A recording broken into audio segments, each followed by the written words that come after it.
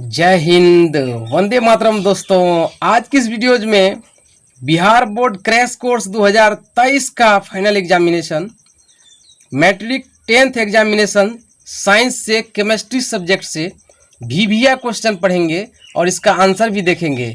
और इससे पहले जीव विज्ञान यानी बायोलॉजी का क्रैश कोर्स का जो है क्वेश्चन हो चुका है।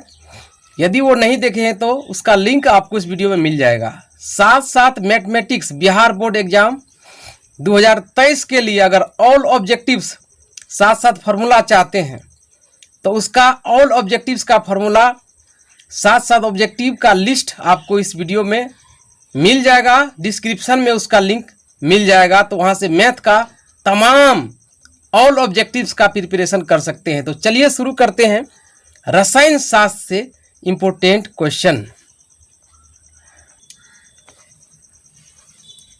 साइंस केमिस्ट्री से जो पहला प्रश्न है, यहाँ पर काफ़ी मेहनत करने के बाद क्वेश्चन तैयार हुआ है और एक गेसिंग किया जा रहा है, जिनमें से बहुत सारे क्वेश्चन परीक्षा में आ जाएंगे 2023 में। जैसे रासायनिक समीकरण क्या है, रासायनिक समीकरण क्या है यानी कि केमिकल इक्वेशन क्या है, इसका आंसर अभी देखते हैं तुरंत। चलिए पहले आंसर देख लेते हैं। देखिए, रासायनिक समीकरण chemical equation, EQUATION chemical equation, रासायनिक समीकरण क्या है? देखिए आंसर,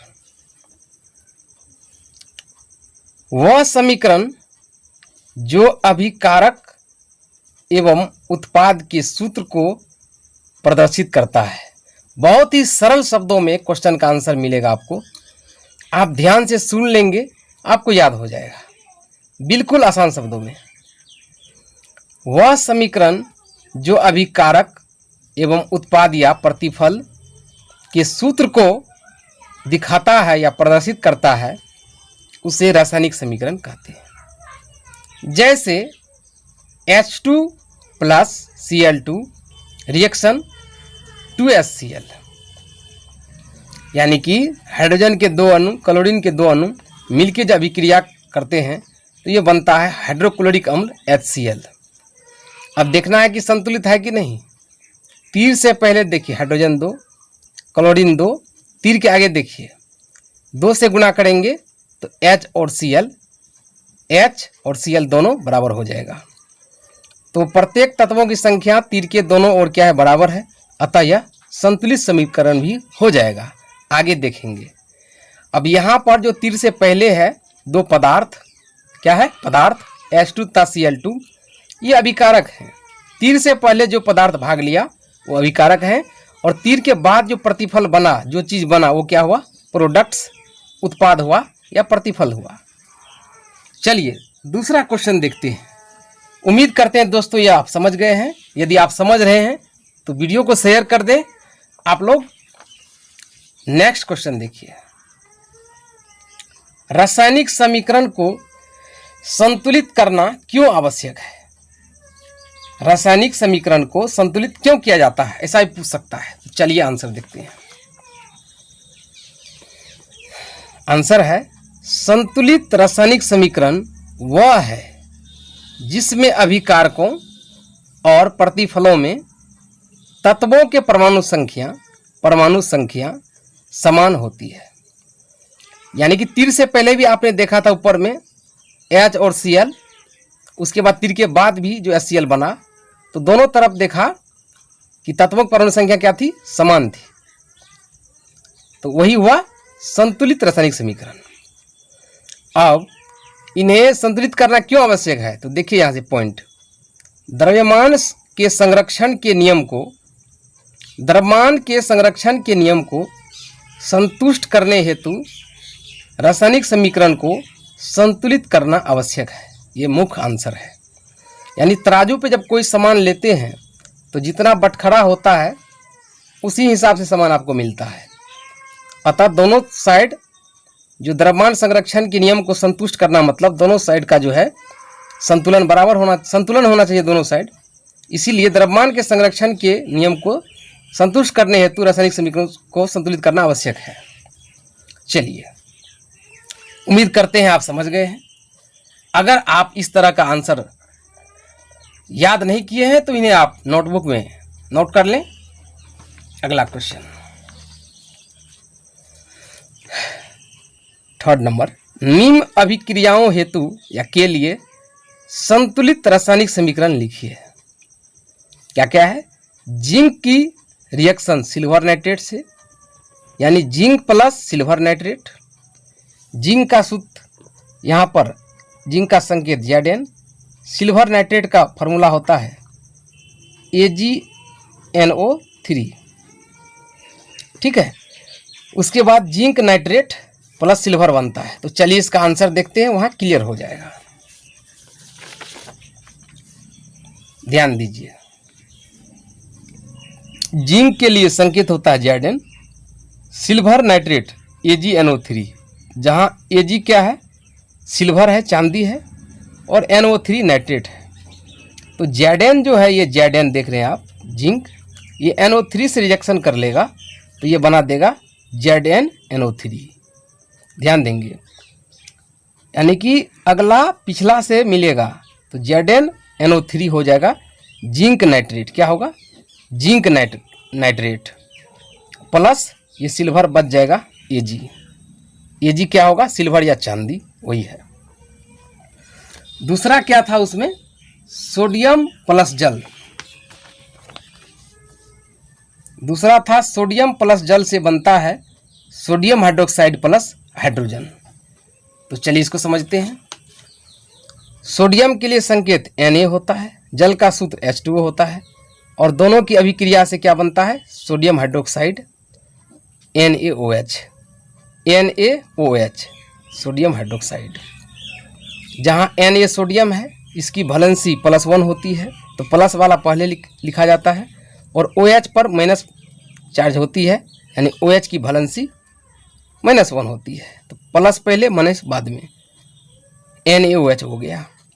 जितना प्लस उतना माइनस छुपा रहता है, प्लस H2, यानी सोडियम और जल से अभिक्रिया से बना सोडियम हाइड्रोक्साइड, जिसका सूत्र है NaOH प्लस H2। आप देखिए संतुलित है कि नहीं है, ये आप चेक करके हमें बताइए, हमें कमेंट कीजिए।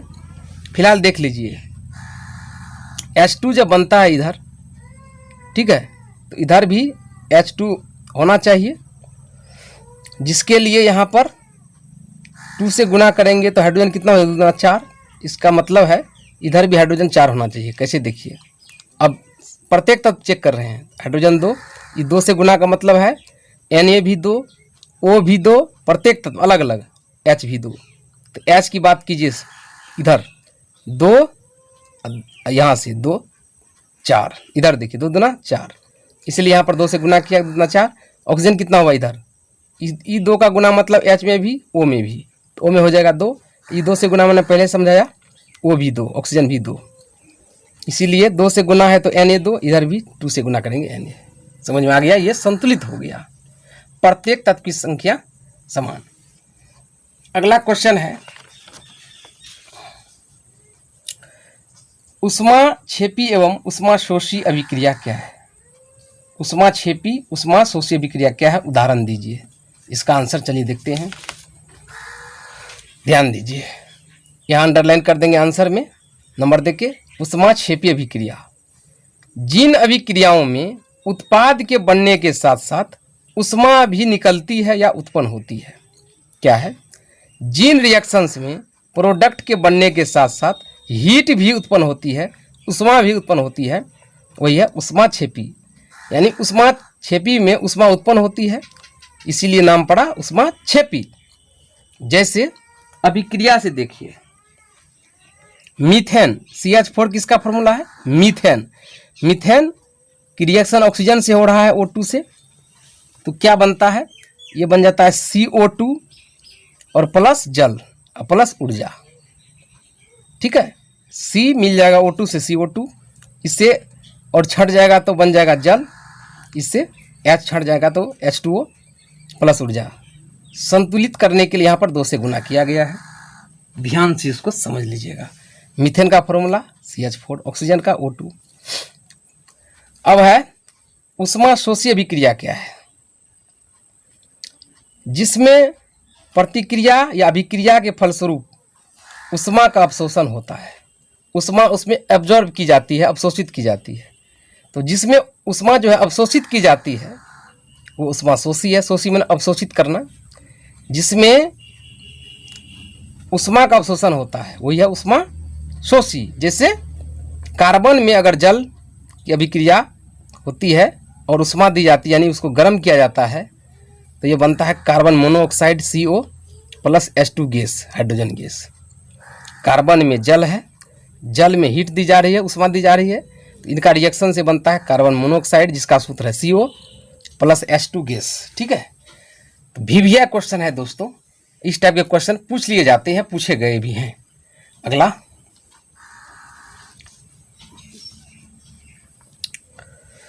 अगला क्वेश्चन है कितने नंबर्स का, 5। संतुलित रासायनिक समीकरण क्या है? निम्न समीकरण का संतुलित रूप लिखें, है ना। संतुलित रासायनिक समीकरण क्या है? निम्न समीकरण का संतुलित रूप लिखें। तो यह समीकरण क्या है, चलिए देखते हैं। तो निम्न समीकरण यह है एल्युमिनियम सॉलिड प्लस सल्फ्यूरिक अम्ल, जिसका सूत्र है H2SO4। अगर इस टाइप का फॉर्मूला आप चाहते हैं तो इसका लिंक हम दे देंगे डिस्क्रिप्शन में, आप फार्मूला देख लीजिएगा। फार्मूला से क्वेश्चन आता है। H2SO4 एक्वस है जो अभिक्रिया से बनाया है Al2SO4 का whole 3 aqueous plus H2 gas, है ना। चलिए एक बार फिर से इसको आंसर में देख लेते हैं। संतुलित रासायनिक समीकरण क्या है? जिस अभिक्रिया में या जिस समीकरण में, जिस अभिक्रिया में समीकरण के दोनों ओर, इससे पहले भी चर्चा किए थे फर्स्टे में, प्रत्येक तत्व की परमाणु संख्या बराबर होती है। जैसे H2Cl2 2HCl बनाया था, उसी टाइप का, उसे संतुलित रासायनिक समीकरण कहते हैं। जिसके लिए आपको उदाहरण दिया गया है, एल्युमिनियम सॉलिड है, सल्फ्यूरिक अम्ल जलीय है, अभिक्रिया से क्या बनेगा, ये बनेगा एल्युमिनियम सल्फेट Al2SO4 का होल 3 प्लस H2 गैस। जहाँ एल्युमिनियम क्या है, S है, S मतलब सॉलिड है, ठोस है, H2SO4 एक्वस है यानी जलीय है, पानी वाला। ये बनाया Al2SO4 का होल 3 एक्वस, ये भी बन जाएगा पानी वाला, एक्वस जलीय हो जाएगा, प्लस हाइड्रोजन गैस H2 हो जाएगा। ध्यान से इसको समझ जाना है, समझ में नहीं आएगा तो लिख लेना है, प्रैक्टिस कर लेना है। छठवां प्रश्न है उदासीनीकरण अभिक्रिया क्या है, एक उदाहरण दें। उदासीनीकरण। सातवां है संयोजन अभिक्रिया क्या है। तो चलिए दोनों प्रश्नों के उत्तर देखते हैं।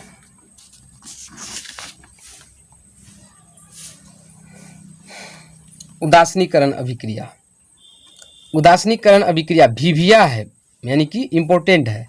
वह अभिक्रिया जिसमें कोई अम्ल, अम्ल क्या है, जो स्वाद में खट्टा हो, स्वाद में खट्टा हो, किसी भस्म के साथ, भस्म क्या है, जो स्वाद में कड़वा हो, भस्म के साथ अभिक्रिया करके, यानी खट्टा और कड़वा मिल करके क्या बनाता है, नमकीन बनाता है, लवण बनाता है और पानी यानी जल बनाता है।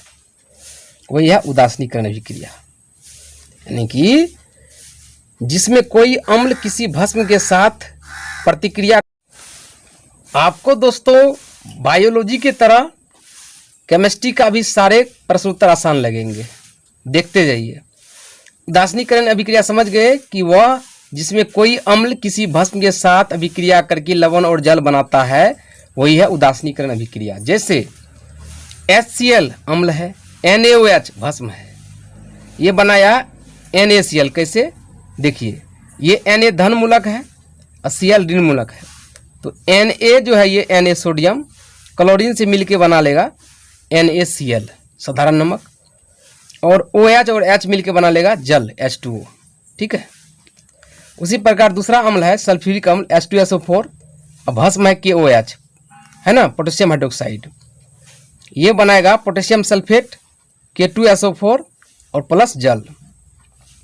यहाँ जो K है, K यहाँ पे 2 लगा है, तो इसको ऐसे करेंगे तो K2 हो जाएगा। तो K जो है SO4 से रिएक्शन करेगा, 2 है तो K2 हो जाएगा, ये वाला 2 यहाँ पे, सल्फेट SO4 तो K2SO4 पोटेशियम सल्फेट प्लस जल बनेगा। ठीक है, समझ गए?